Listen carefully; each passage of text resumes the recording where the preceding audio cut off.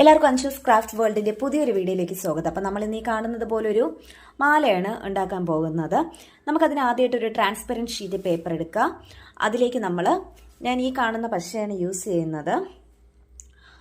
ഈ പശ എന്ത് ചെയ്യുക, അതിന് നടുക്കൊന്ന് അപ്ലൈ ചെയ്ത് കൊടുക്കുക.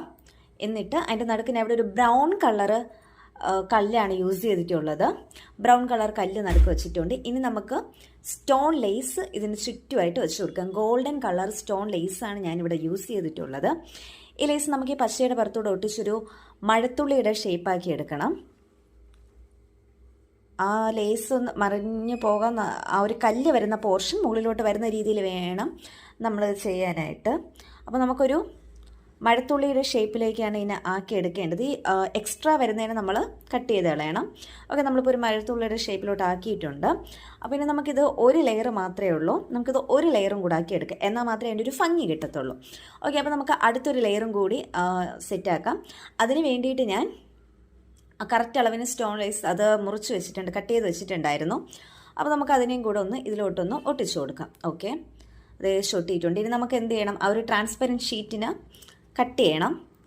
കട്ട് ചെയ്യുമ്പോൾ നമുക്ക് ഏകദേശം ഇതുപോലൊരു ഇത് കിട്ടിയിട്ടുണ്ട്. നമുക്കിനി അടുത്ത് ചെയ്യേണ്ടത് നമ്മുടെ മെയിനായിട്ടുള്ള നമ്മുടെ മാല മേക്ക് ചെയ്യുകയാണ്. അതിന് വേണ്ടിയിട്ട് ഞാനൊരു വലിയ ട്രാൻസ്പെറൻറ്റ് ഷീറ്റ് എടുത്തിട്ടുണ്ട്. നമ്മൾ ഡ്രസ്സൊക്കെ വാങ്ങുമ്പോൾ കിട്ടുന്ന ഒരു കവറാണ്. ഓക്കെ, ഞാൻ എന്നിട്ട് അതിലേക്ക് സാധാരണ ഒരു മാലയുടെ അളവ് വെച്ച് പശ തേച്ച് കൊടുത്തിട്ടുണ്ട്. ഇതിലേക്ക് ഇനി നമുക്ക് ഈ സ്റ്റോൺ ലേസിന് ഒട്ടിച്ചെടുക്കണം. ഇതൊരു 2 ലെയർ വരും. ഞാനിപ്പോൾ ഇതൊരു ഫസ്റ്റ് ലെയറാണ് ഒട്ടിച്ചു കൊടുക്കുന്നത്. ഇനി ഒരു ലെയറും കൂടെ ഉണ്ട്. അപ്പോൾ നമ്മൾ ഒട്ടിക്കുമ്പോൾ മെയിനായിട്ട് ശ്രദ്ധിക്കേണ്ട കാര്യം, ഇത് മറിഞ്ഞു പോകാണ്ട് നേരെ നൂത്തൊട്ടിക്കണം. അല്ലെങ്കിൽ ഇതിൻ്റെ പുറകു വശമായിരിക്കും ലാസ്റ്റ് ഫ്രണ്ടിലിരിക്കും. അപ്പോൾ കല്ലുള്ള വശം നോക്കി മറിഞ്ഞു പോവുകയാണെങ്കിൽ തന്നെ അഡ്ജസ്റ്റ് ചെയ്ത് നൂത്ത് വെച്ച് കൊടുത്ത് ഒട്ടിക്കണം. അപ്പോൾ നമ്മൾ ഏകദേശം ഒരു ലെയർ ഇവിടെ കംപ്ലീറ്റ് ആക്കി കഴിഞ്ഞിട്ടുണ്ട്. ഓക്കെ, അപ്പോൾ എക്സ്ട്രാ വേണം നമുക്ക് കട്ട് ചെയ്തെടുക്കാം. അപ്പോൾ നമ്മൾ ഏകദേശം ഒരു ലെയർ ഇവിടെ സെറ്റ് ആക്കിയിട്ടുണ്ട്. അപ്പോൾ നമുക്കിനി ഒരു സെക്കൻഡ് ലെയർ കൂടെ വേണം. അത് നമുക്ക് ഈ ഫുൾ പോർഷനിൽ വേണ്ട, ഒരു ഹാഫ് പോർഷനിൽ നിന്ന് തുടങ്ങിയാൽ മതി സെക്കൻഡ് ലെയർ എന്ന് പറയുന്നത്. ബാക്കി നമ്മൾ നെക്കിൻ്റെ പുറകിലായിരിക്കും വന്നത്. അപ്പോൾ നെക്കിൻ്റെ ഫ്രണ്ടിൽ നമുക്ക് വരുന്ന ഭാഗത്തേക്ക് വേണ്ടിയിട്ട് ഒരു സെക്കൻഡ് ലെയറും കൂടെ നമുക്ക് അപ്ലൈ ചെയ്ത് കൊടുത്താലായിട്ട് മതിയാകും. അത് നമ്മൾ പ്രത്യേകം ശ്രദ്ധിക്കണം. ഇതുപോലെ ആ ഒരു ലെയർ മറിഞ്ഞു പോകാതെ കല്ല് വരുന്ന പോർഷൻ മുകളിലോട്ട് വരുന്ന രീതിയിൽ വേണം ഒട്ടിക്കുക. അഥവാ എവിടെയും മറിഞ്ഞു പോയിട്ടുണ്ടെങ്കിൽ പശ ഉണങ്ങുന്നതിന് മുന്നേ തന്നെ നമ്മളതിനെ നേരെ ഒന്ന് നൂത്ത് വെച്ച് കൊടുക്കണം, അല്ലെങ്കിൽ പിന്നെ ഒന്നും ചെയ്യാനായിട്ട് പറ്റത്തില്ല. ഓക്കെ, ഇനി നമ്മൾ നേരത്തെ ലോക്കറ്റ് ഉണ്ടാക്കിയപ്പോൾ ഒരു ബ്രൗൺ കളർ സ്റ്റോൺ നടുക്ക് വെച്ചിട്ടില്ലായിരുന്നോ? ഇനി ഈ രണ്ടാമത്തെ ലെയർ നമ്മൾ വെച്ചില്ലേ, അത്രയും പോർഷനിൽ നമുക്ക് ആ ഒരു സ്റ്റോണ് ഒട്ടിച്ചെടുക്കാം. അപ്പോൾ അതിൻ്റെ ഒരു ഭംഗി വേറൊരു രീതിയിൽ കിട്ടും. ഓക്കെ, അപ്പോൾ നമ്മൾ ഏകദേശം ആ ഒരു സ്റ്റോണൊക്കെ ഒട്ടിച്ചപ്പോൾ നമുക്ക് ഈ ഒരു രൂപത്തിലാണ് കിട്ടിയത്. ഇപ്പം തന്നെ ആ മാല ഒരു അട്രാക്റ്റീവ് ലുക്കായിട്ടുണ്ട്. ഇനി നമുക്ക് എന്നെ കുറച്ചുകൂടെ ഒന്ന് അട്രാക്റ്റീവ് ആക്കാൻ വേണ്ടി നമ്മൾ നേരത്തെ ചെയ്ത് വെച്ചിട്ടില്ലായിരുന്നോ ലോക്കറ്റ്, ആ ലോക്കറ്റൂടെ ഇതിലോട്ടൊന്ന് അറ്റാച്ച് ചെയ്യും. നമ്മൾ അതിന് വേണ്ടിയിട്ട് ലോക്കറ്റിൻ്റെ പുറകിൽ നന്നായിട്ട് പശ തേക്കുക. പശ നന്നായിട്ട് അപ്ലൈ ചെയ്യുക. അപ്ലൈ ചെയ്തിട്ട് നമുക്ക് എന്ത് ചെയ്യാം, കറക്റ്റ് മാലയുടെ ഒരു സെൻറ്റർ പോർഷൻ എവിടെയാണോ വരുന്നത് അവിടെ നോക്കി ലോക്കറ്റുകൾ അങ്ങനെയാണല്ലോ, മാലയുടെ സെൻറ്റർ പോർഷനിലാണല്ലോ.